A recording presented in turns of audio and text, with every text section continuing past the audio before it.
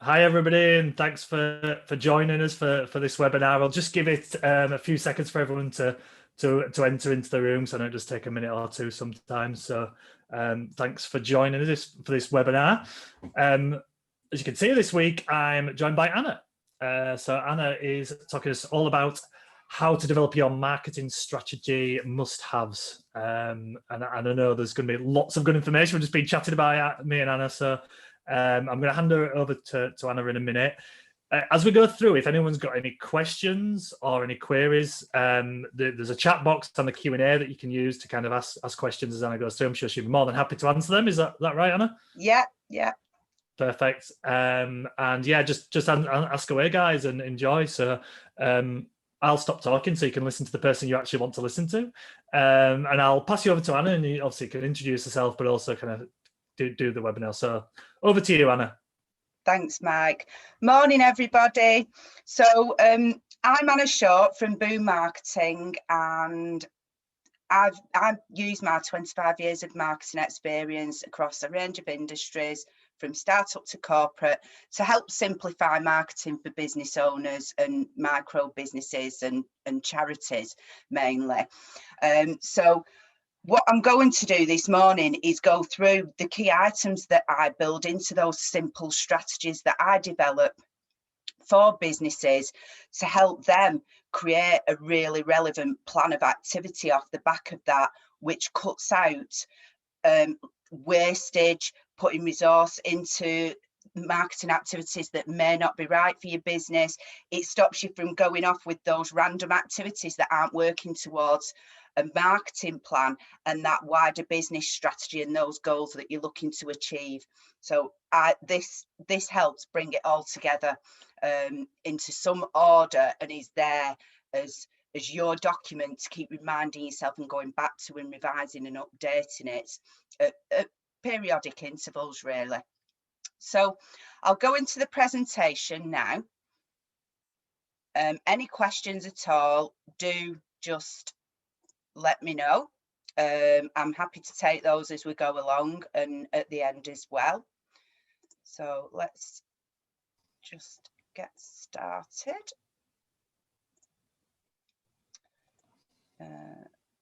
Previous, why has it done that? Let me just stop that. Okay, try again. There we go. Super. Okay, so marketing strategy must-haves. I'm all about being as organic and resourceful as possible with your marketing. And this is the first step in taking you on that journey in that direction to making sure you can create a plan of activity that works for you and your business on an ongoing basis to get you really focused and consistent so that you are known for exactly what you want to be known for. So let's move on. So this is the starting point that I tend to go in with. And this is about the background of the business and the here and now. So looking at the history, the when you started, why you started, we quite often have to remind ourselves of the reason why we started, because there's normally something quite unique within that. Where you operate from, where you started from, where you are at the moment, location wise. And then the next step, looking at the industry that you are a part of, what's going on within that industry, what are the main influences, who are the competition for you, those couple of really strong direct competitors you want to focus on, and what are the opportunities, what things are changing, what's the potential, what's going to develop in the future for that industry. And it's really interesting to find that information out, to open your mind up to that wider industry and the potential that you may not be tapping into. And then we look at the people, what people are in the business. It may be just yourself, you may have a small group of people, whatever, but those people have got key strengths, they've got experiences. So, let's just simply jot down who your key people are, what their background is, what industries they've worked in, what their relevant experience is, and just get that down. And then next, we look at the strengths.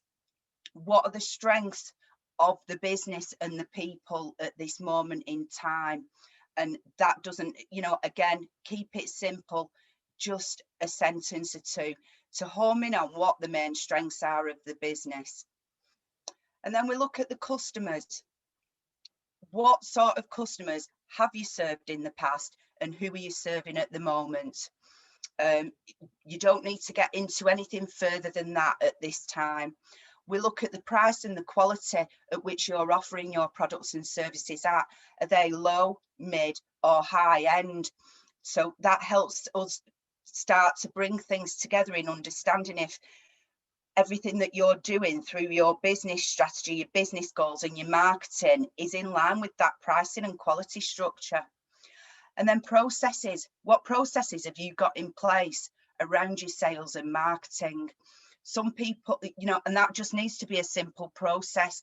What do you do at an onboarding phase when you're bringing a new customer on board?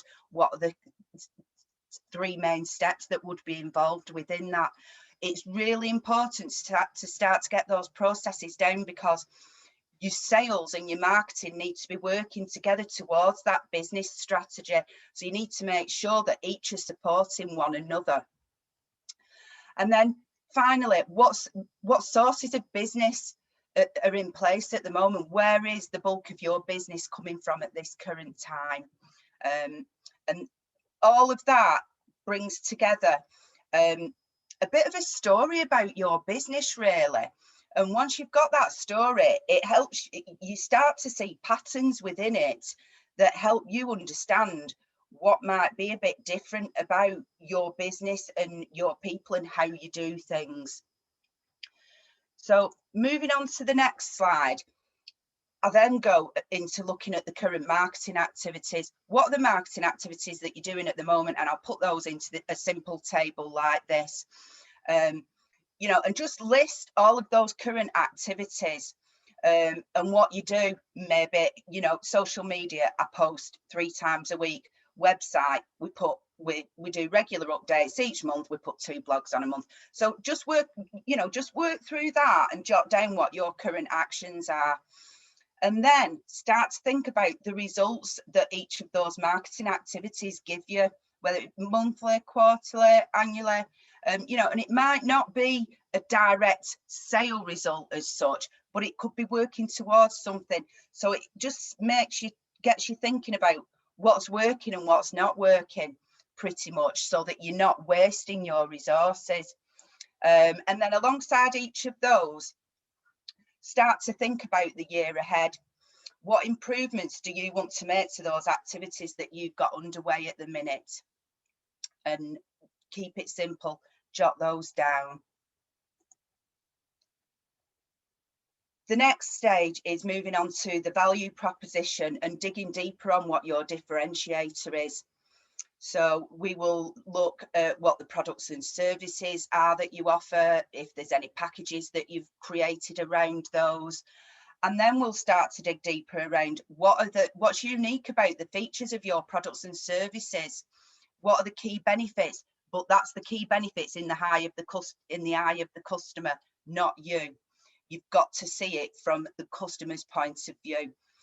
So start to look at pinning that down, and look where you add value, because you may offer similar products and services to another business, but how you add value may be done in a completely different way, and may be that icing on the cake that really does help, you know, set you apart and give people a really good reason for using you rather than the next person. And then whatever you've got out of those initial steps, back it up, give them some evidence, give them some figures, show them that you can stand by those features and benefits that set you apart from that value that you create for your customers.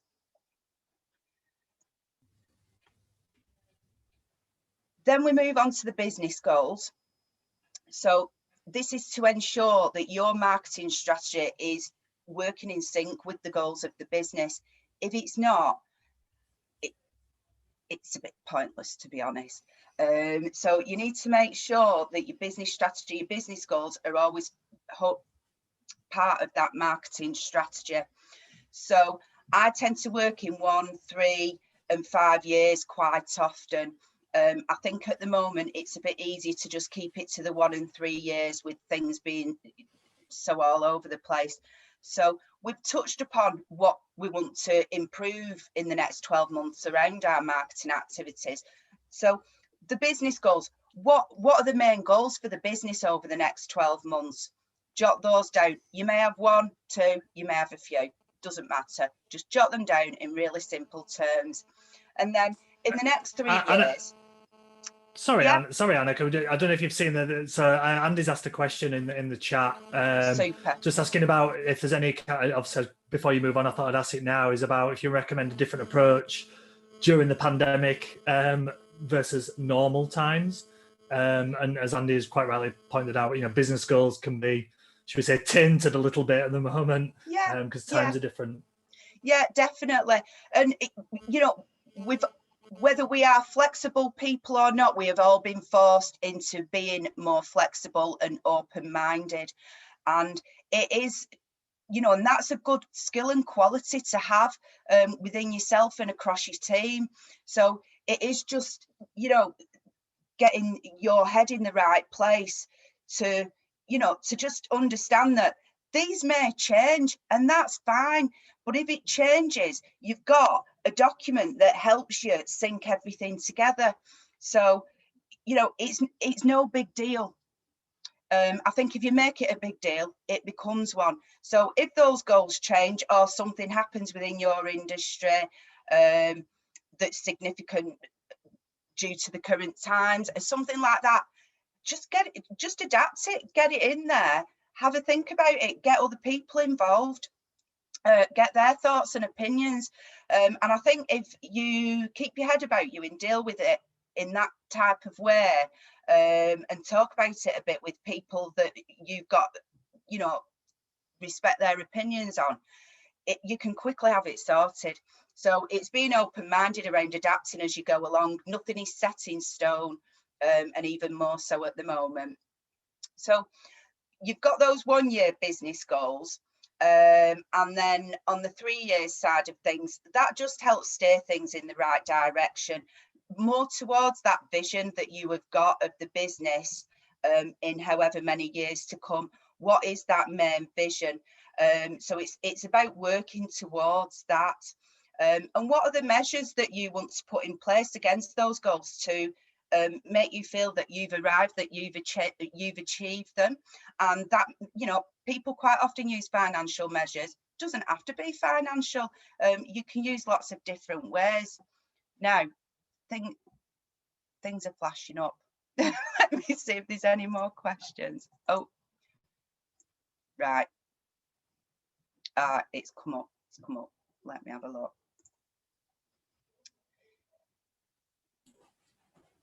Right. No, that's okay at the moment. Okay. So moving on to the next slide. This is where we start getting down to the nitty-gritty. Target markets. We touched upon customers previously when we were looking at that background and history, but only in very simple terms as who have you served in the past, who are you serving at the moment. So these target markets, who are your customers? What industries are they in? Who are the main people that you talk to? Is it the managing director? Is it the finance director? So get that information down. Where are they? Are they in the UK, Europe, US? Get that information down. And what's their setup? What's their structure? Are they a startup, micro, SME, corporate? Jot that down.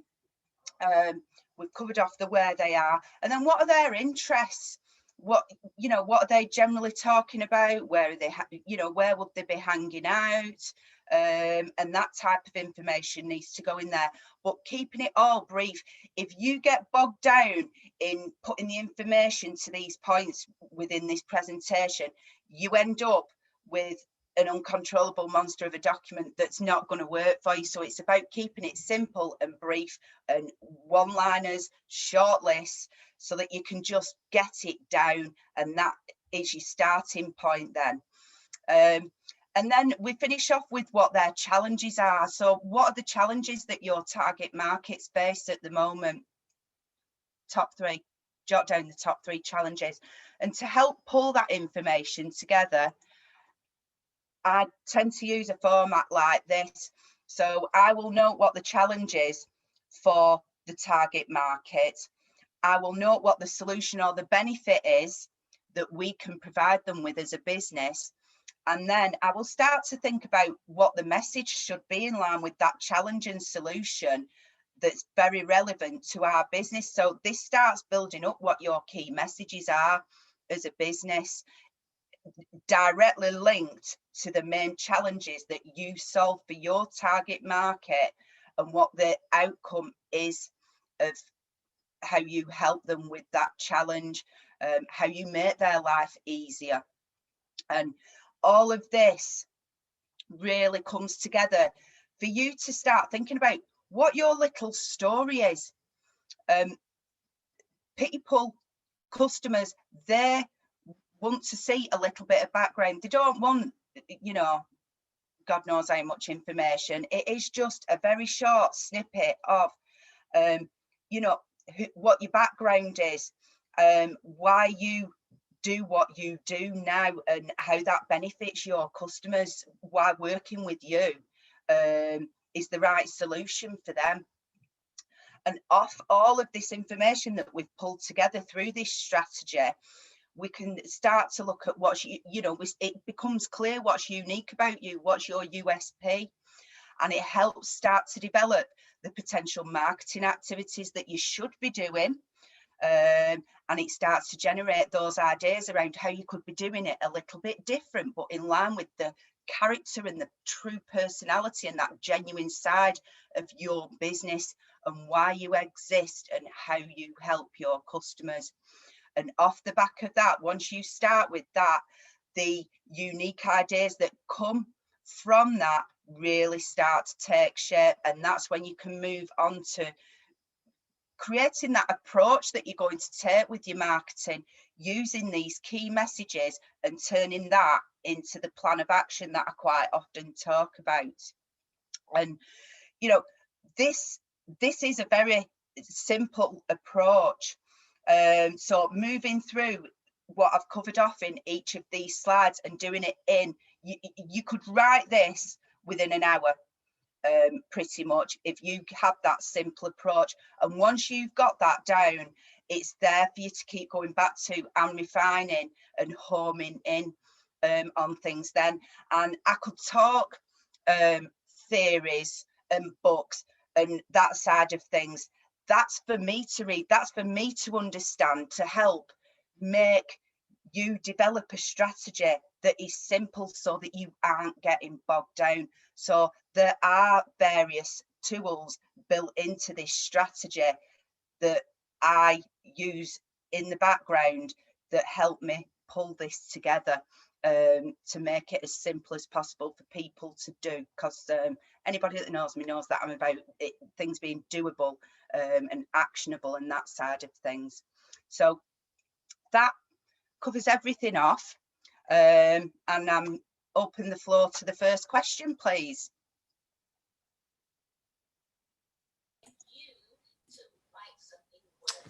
So I just kind of want to cover the point kind of going on from Andy's point really about the current climate. So how is it affecting people, and how do they need to adapt at the moment to, like I said, 3-year goals are fine, but obviously such an uncertainty at the moment. How do you think people can handle that?